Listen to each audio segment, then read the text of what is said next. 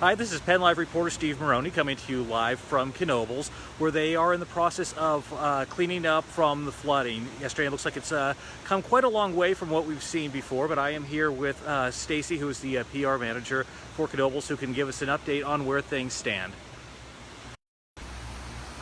Okay, hi Stacy, if you wouldn't mind introducing yourself. Hi, my name is Stacy Ossowski. I am the PR director here at Knoebels. Today is a much different scene than what we saw yesterday.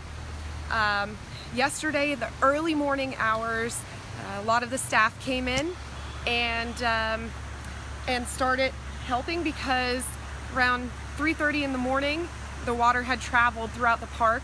It started off in the lowest lying area of the park, which is where we're standing right now. And we did have some high waters in our kiddie area. Luckily, in that area, we started preparing for the rain that was to come on Monday. So we disassembled several of the rides in the lowest lying areas there, and also began moving items from food stands that are in low-lying areas, such as our wharf food stand right over here. We figured that would be one of the first areas to flood.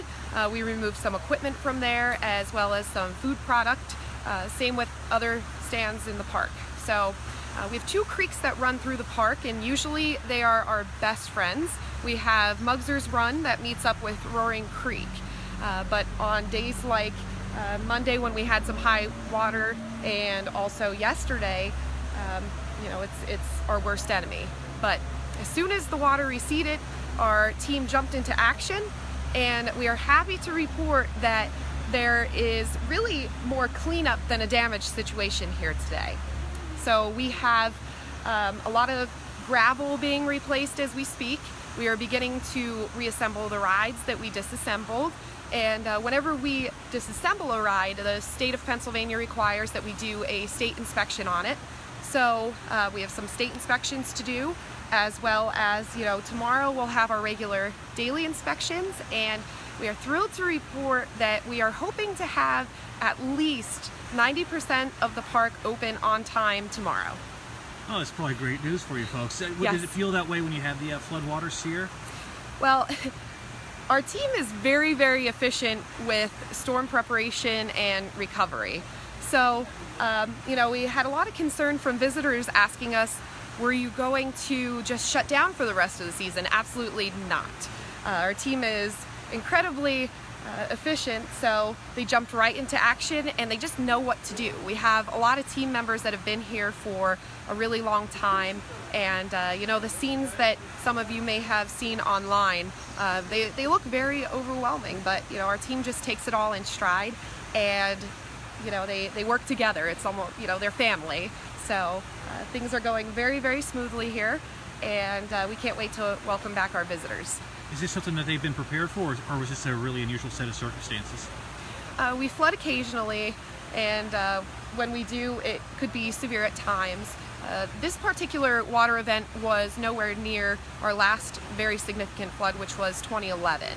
That took a little more time to recover, but we had some flash flooding circumstances, and the team knows what to do. And you said there were 200 team members or so out there. Can you maybe give a synopsis of what some of them are doing right now today? Sure. So we have about 200 team members that are taking a lunch break right now, so there's not a whole lot of activity. Some of them are starting to re-emerge here, but I would guess we would have probably more than 200 team members here right now. We're doing things like hosing down areas that had some mud, sweeping, removing park benches from their storage areas. You can see we didn't start that here just yet, but we move away park benches so they don't get carried down the creek. We move food product to higher ground and rides to higher ground. So it's a lot of gravel replacement, sweeping, hosing off areas, and replacing some of the areas that were really dug out. We had some pretty significant trenches in the park that the water just carves the path, but those have all been filled in. And we have team members that have their daily duties that they're catching up on as well. We have a cleaning crew that comes in and and picks paper and empties the trash cans. And so, some people are just starting to get back to their regular job responsibilities. One thing that is not going to open for certain for several days is our crystal pool. Our crystal pool, the water, the creek that flows actually behind it overflowed and actually ran across the pool area.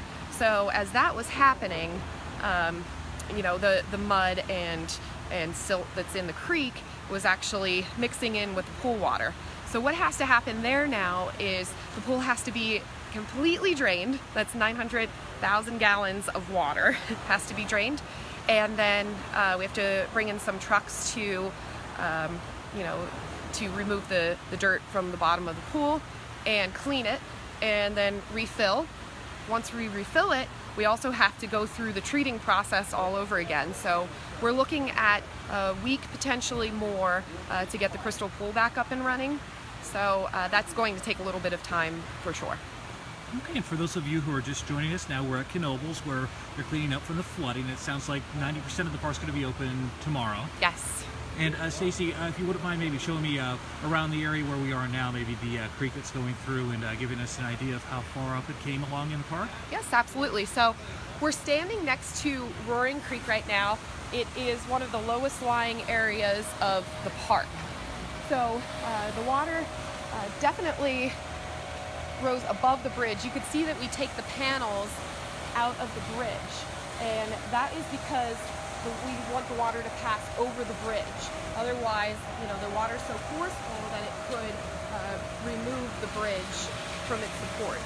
So, we removed those panels, and the water did actually pass over the bridge. It also made its way through this area, carved out a pretty significant path in front of what we call our Playland Arcade and also our ice cream stand.